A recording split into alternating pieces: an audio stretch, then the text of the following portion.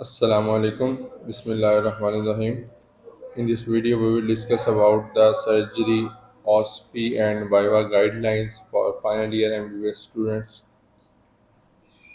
Surgery का OSPE और viva बहुत ज़्यादा इम्पोर्टेंट है, इसलिए कि फाइनल ईयर में जो मोस्टली आपकी सप्लीज आती हैं वो सर्जरी में आती हैं, और सर्जरी में भी वाइवा OSPE की वजह से। तो इसलिए आपने इसको बहुत इम्पोर्टेंट समझ के देखना है और इसकी अच्छी तरह तैयारी करनी है। अगर आप स्कीम के साथ चलेंगे, अगर आप तरीके के साथ चलेंगे तो बहुत अच्छे नंबर आप ले सकते हैं। सप्ली के तो दूर दूर तक नामो निशान नहीं है। लेकिन अगर आपको पैटर्न का नहीं पता, थोड़ा सा आपने नेग्लिजेंस शो किया है, तो फिर मैं आपको कुछ नहीं कह सकता। अब चलते हैं हम तैयारी की तरफ। सबसे पहले टोटल मार्क्स कितने हैं? 250। आपके फाइनल ईयर के सर्जरी के टोटल मार्क्स हैं आपके पास 500। उस 500 में से 250 आपके पास OSPE वाइवा के हैं। ठीक है, तो 250 मार्क्स में आगे फर्दर डिवीजन किस तरह है? सबसे पहले लॉन्ग केस है आपका 70 मार्क्स का। उसके बाद शॉर्ट केसेस है आपके, ये डिपेंड करता है आपके डिपार्टमेंट पे। वो आपको 2 केसेस भी दे सकते हैं 50 मार्क्स का ईच, या 4 केसेस 24 मार्क्स ईच, इस तरह भी कर सकते हैं। टोटल उन्हें 100 मार्क्स डिवाइड करने हैं शॉर्ट केसेस के ऊपर। 70 और 100, 170। उसके बाद आ जाए आपके OSPE के 11 स्टेशन हैं 55 मार्क्स। 55 मार्क्स के आपके 11 स्टेशन हैं, जिसमें 9 स्टेशन स्टैटिक हैं और 2 इंटरेक्टिव स्टेशन हैं। तो इसके बाद जो बाकी मार्क्स आपके पास बच गए 25 मार्क्स, वो आपके OSPE के वो इंटरनल असेसमेंट के हैं। ठीक है, इस तरह आपके 250 मार्क्स। इसमें तो आपको कोई चीज़ मुश्किल नहीं लग रही, लेकिन असल चीज़ जो आगे है जिसकी वजह से स्टूडेंट्स फेल हो जाते हैं, वो मैं आपको बताया ना, वो पासिंग क्राइटेरिया। ये आपको पता होना बहुत ज़्यादा ज़रूरी है। पासिंग क्राइटेरिया जिस तरह पहले सालों में आप करते आए हैं पास, कि आपने 50% मार्क्स बाय OSPE के मिला के लेने हैं, पास हो जाते हैं। यहाँ थोड़ा सा सीन चेंज है। इसमें क्या है कि long case plus short case, इन दोनों के मिला के मार्क्स बन रहे हैं 170। ये टोटल मार्क्स 170। इसमें से 50% आपने पहले लेने हैं। ठीक है, इसमें 50% कितने बने? 85 मार्क्स।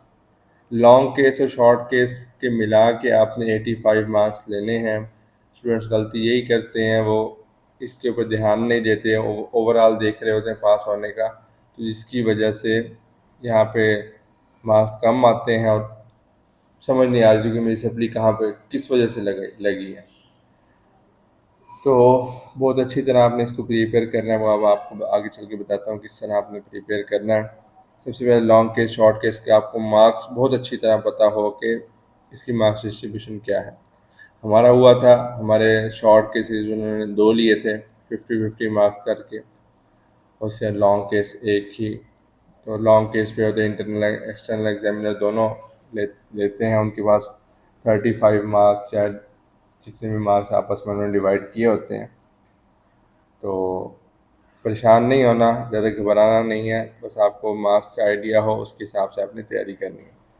उसके बाद टोटल आपके 250 मार्क्स है ना, उसमें से आपने 125 मार्क्स से ज़्यादा लेने हैं। 125 मार्क्स कम अज़ कम लेने हैं पास होने के लिए। इन 125 मार्क्स के अंदर 85 मार्क्स मिनिमम इस लॉन्ग और शॉर्ट केस के होना ज़रूरी है।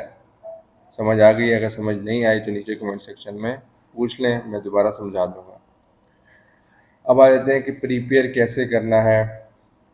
टाइम, थोड़ा सा टाइम होता है, तो उसमें सबसे पहले आपने क्या करना है, जो आपको ऑर्डर के साथ लेके चल रहा हूँ। सबसे पहले आपने प्रायोरिटी के हिसाब से शॉर्ट केस प्रिपेयर करना है।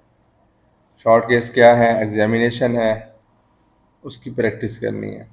थोड़ी सी आपकी गिनती की एग्जामिनेशन है सर्जरी की, उसको बार बार प्रैक्टिस करना है आपने।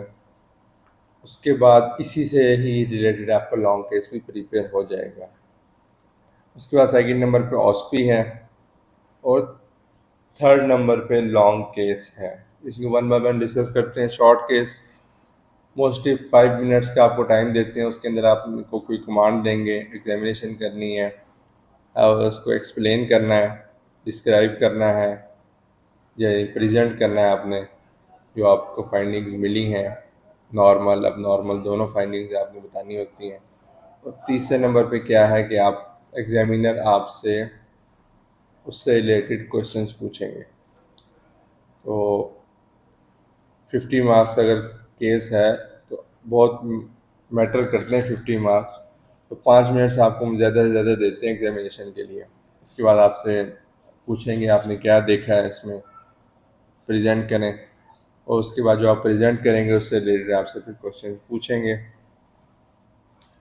अच्छा, key points to get good scores, ये सारे मैंने नोट्स आपके लिए बनाए हुए हैं, तो इसमें आपने जो है अच्छी तरह देखना है। Key points to get good scores क्या है? Practice again and again on patients. आप हाथ रखें, आपको पता चल जाए कि क्या फाइंडिंग है। मेरे साथ एक दफ़ा ये हुआ था कि मैं आपको अपना एक्सपीरियंस शेयर करता हूँ कि मैं वार्ड टेस्ट था, हमारा फाइनल ईयर में एक वार्ड का सर्जरी का पहला पहला वार्ड था हमारा, इतना ज़्यादा आइडिया पेशेंट के ऊपर एक्सपोजर नहीं था। तो पेशेंट को हर्निया था। अब मेरे से हर्निया पिक नहीं हो रहा था, एब्डोमिनल हर्निया था, पैराम्बिलिकल हर्निया था। तो अब वो मुझे कोई मैस फील हो रहा था, और मैं जो उसमें चीज़ मिस कर रहा था वो ये था कि कफ रिफ्लेक्स नहीं चेक कर रहा था। तो ये छोटी छोटी चीज़ें होती हैं, ये आप रट्टा लगाने से याद नहीं होंगी, आप किताबें पढ़ने से याद नहीं होंगी। आप जब जब बार बार पेशेंट्स के ऊपर प्रैक्टिस करेंगे, हाथ लगाएंगे, पेशेंट को एग्जामिन करेंगे, तब आपको ये चीज़ें माइंड के अंदर फिक्स हो जाएंगी। अदरवाइज रट्टा लगाने से ये चीज़ें याद हो जाएंगी, फिर भूल जाती हैं बेड साइड पर। प्रैक्टिस करनी है आपने जितनी ज़्यादा हो सके। उसके बाद राइस, आपको मेडिसिन की गाइडलाइंस में बताया, राइट साइड से अप्रोच करना है, अपना इंट्रोडक्शन करवाना है, उसके बाद कंसेंट लेनी है पेशेंट से, और प्रॉपर एक्सपोजर, जितना एक्सपोजर है उस एग्जामिनेशन के लिए ज़रूरी है उतना आपने एक्सपोजर करवाना है। ठीक है। उसके बाद फाइंडिंग्स जो आपने पिक की हैं उसको एलेबोरेट करना है, और उससे रेलिवेंट जो है थ्योरी, मिसाल के तौर पे आप हर्निया या कोई आप मैथ्स कर रहे हैं, आप मैथ्स एग्जामिन करने की प्रैक्टिस कर रहे हैं, तो एब्डोमिनल मैथ्स, अब आपको मैथ्स मिल गया, अब उससे रिलेटेड क्या क्या क्वेश्चन एग्जामिनर आपसे पूछ सकता है वो सारे आपने उसको उसको किस हिसाब से आपने प्रेजेंट करना है, मैथ्स का साइज़ कितना है, और मैथ्स की शेप कैसी है, पेनफुल है या पेनलेस है, और इस तरह उसकी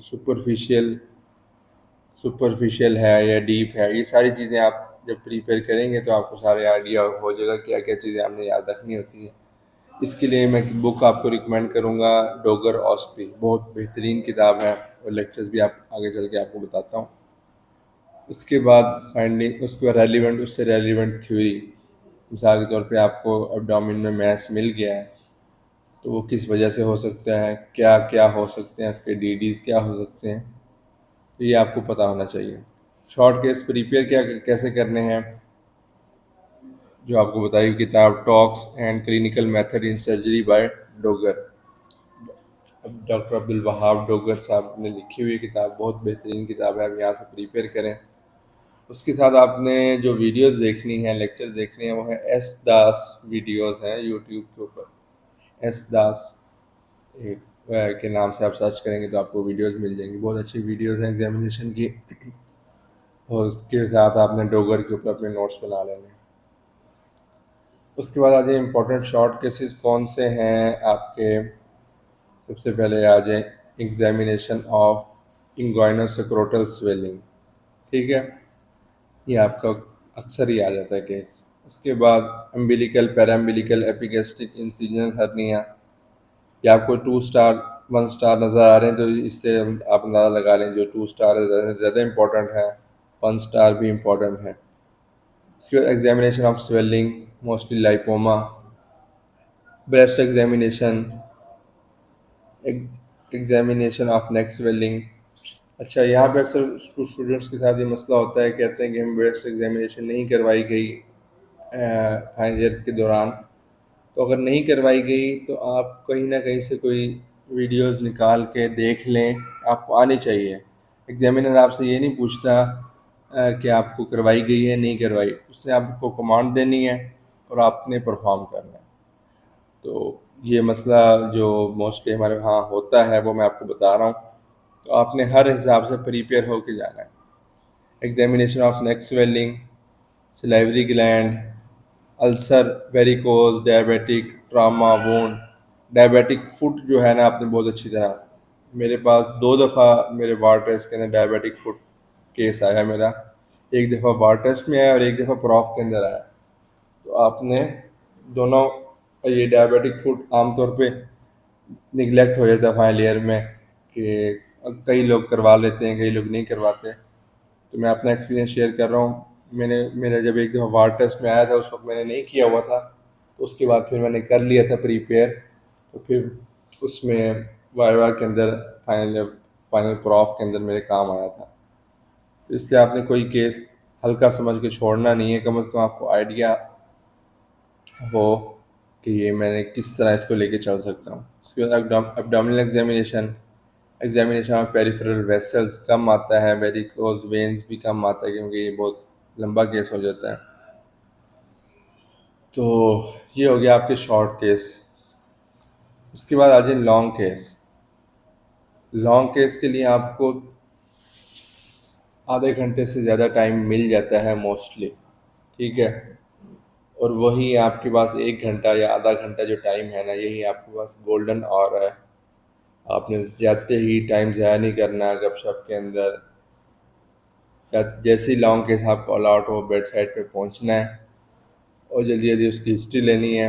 अगर कोई अच्छे सीनियर आसपास खड़े हैं, उनसे पूछ सकते हैं, पूछ लें कि क्या केस है। उसको आपने जितना जल्दी हो सके ना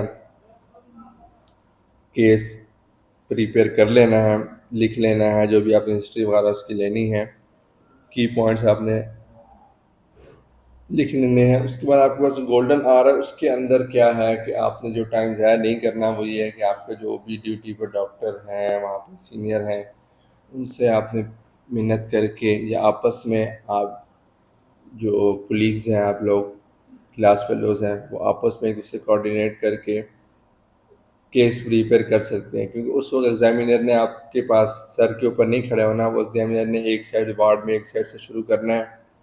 तो जब तक एग्जामिनर ने आपके पास पहुंचना, आपके पास कुछ ना कुछ आपको टाइम मिल जाएगा उस केस को प्रिपेयर करने के लिए। और जब आप एग्जामिनर पहुंचने वाले होंगे आपके पास, तो आपको पता चल जाएगा पहले ही एग्जामिनर आ रहे हैं, आप खुद ही अपने अपने बेड्स पर आ जाएंगे, ठीक है। उसके अंदर आपने टाइम बिल्कुल नहीं ज़ाया करना। अगर आपको केस नहीं भी आता तो आप उस टाइम में प्रिपेयर कर सकते हैं, अगर आपको टाइम इनफ मिल गया है। उसमें क्या कुछ है, लॉन्ग केस के अंदर हिस्ट्री है आपने लेनी है, रूल आउट करना है डीडीज को, डीडीज लिखने हैं, उनको रूल आउट करना है किस तरह हम इनको साइड पे कर सकते हैं। मोस्ट प्रोबेबल डायग्नोसिस क्या है, अदर पॉसिबल डायग्नोसिस क्या हो सकते हैं। उसके बाद एग्जामिनेशन, एग्जामिनर के सामने आपने एग्जामिनेशन नहीं करनी होती, पहले ही आपने एग्जामिनेशन करके उसकी फाइंडिंग पिक कर लेनी है। एग्जामिनर आके कमांड दे सकता है आपको एग्जामिन करने को, लेकिन यूजुअली इसमें आपने पहले ही एग्जामिन कर चुके होते हैं।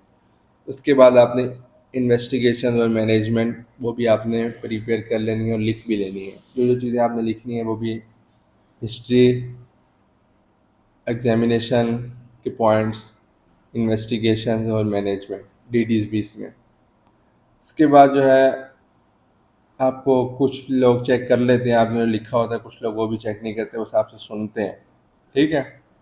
इंपॉर्टेंट टॉपिक्स कौन कौन से हैं, थायराइड है, बहुत इंपॉर्टेंट है, शॉर्ट केस के हिसाब से भी, लॉन्ग केस के हिसाब से भी। उसके बाद ब्रेस्ट है, breast examination, salivary gland and tumours of oral cavity, और upper GI bleed, lower GI bleed, arterial disease, venous disease, ATLS protocol, burn, ये सारी उसके अंदर आपके डोगोनॉस्पी के अंदर सारी चीज़ें लिखी हुई हैं। तो आपने प्रिपेयर कैसे करना है, लॉन्ग का हिस्ट्री हो, इम्पोर्टेंट हिस्ट्री आपको लेनी आती है, इम्पोर्टेंट टॉपिक्स आपने प्रिपेयर करने हैं। अपने जिस दिन आपका प्रॉफ है, वाइवा है, उससे एक दिन पहले पिछली रात को आप चले जाएं या पिछले दिन में, पिछले शाम के टाइम चले जाएं, ज़्यादा बेहतर है। वार्ड में जाएं तो सारे दो चार दोस्त मिल के चले जाएं जिनका एक ही वार्ड में है, वहाँ जाके आपने पेशेंट्स देखने हैं सारे, और उनको केसेस नोट कर लें कौन कौन से केसेस हैं, कोई अनयूजुअल केस तो नहीं आया हुआ। जो केसेस नोट करके आप आ जाएं और वो केसेस आप आके प्रिपेयर कर लें, क्योंकि अगले दिन आपने ही जाना है उसी वार्ड में और मोस्टली वही केसेस आपके सामने पड़े होने हैं, कोई भी केस आपका आ सकता है। ठीक है। और जो गोल्डन आवर है ना आपका, उसके अंदर आपने सुपर एक्टिव हो जाना है। ऐसे जैसे आप एनर्जी ड्रिंक पी लिए, आपने 2-3 एनर्जी ड्रिंक पी लिए हैं, उसका बंदा जो है ना स्पाइडरमैन बन जाए। और इतना फुर्ती से आपने वो प्रिपेयर करना है, क्योंकि पूरा साल की मेहनत आपकी एक तरफ और वो गोल्डन आवर एक तरफ। अगर आप पूरा साल मेहनत करते रहे हैं, उस गोल्डन आवर में आपने चीज़ें रिवाइज नहीं की, तो समझ लें आपका फिर काम हो गया। उसके बाद आ जाए ऑस्पी। ऑस्पी कैसे प्रिपेयर करनी है, 55 मार्क्स हैं इसके, 9 स्टैटिक स्टेशन है, 2 इंटरेक्टिव हैं। इसमें गैजेट आ सकता है, कोई कोई जो है इंस्ट्रूमेंट भी रखा हो सकता है, उसके बारे में पूछ सकते हैं आपसे, काउंसलिंग हो सकती है। और वो आपने ऑस्पी कहाँ से प्रिपेयर करनी है, डोगर की टॉक्स से प्रिपेयर कर लें। पास्ट ऑस्पीज जो बेस्ट टूल है ना ऑस्पी प्रिपेयर करने का, वो पास्ट ऑस्पीज है, तो वहाँ से आपने प्रिपेयर कर लेनी है। तो इस तरह जो है आपकी। और तीसरे नंबर पे आप यहाँ पे लिख लें कि आपके अगर आपका वाइवा हो रहा है, आप अपने सीनियर से ले लें पास्ट ऑस्पीज, या जो आपकी उसी साल में, जिस साल आप पेपर दे रहे हैं उसी साल में पिछले दिन जो ऑस्पीज आई हैं डिफरेंट स्टेशंस पे, डिफरेंट एग्जामिनेशन सेंटर्स पे, वो आप आपके व्हाट्सएप ग्रुप्स में, फेसबुक ग्रुप्स में आ जाती हैं, वो आपने देख लेनी है। तो ये होगी आपकी सर्जरी की ऑस्पी और वाइवा से रिलेटेड डिटेल गाइडलाइंस। इसमें कोई चीज़ समझ नहीं आई, कोई चीज़ कंफ्यूज कर रही है, तो नीचे कमेंट सेक्शन के अंदर लाजमी पूछ लें। मैं इंशाल्लाह कोशिश करूँगा आपको जितना हो सके मैक्सिमम गाइड करूँ, और ख़ुद भी अच्छी तैयारी करें, अपने दोस्तों को भी अच्छी तैयारी करें, उनके साथ भी शेयर करें। Wish you best of luck. Thank you.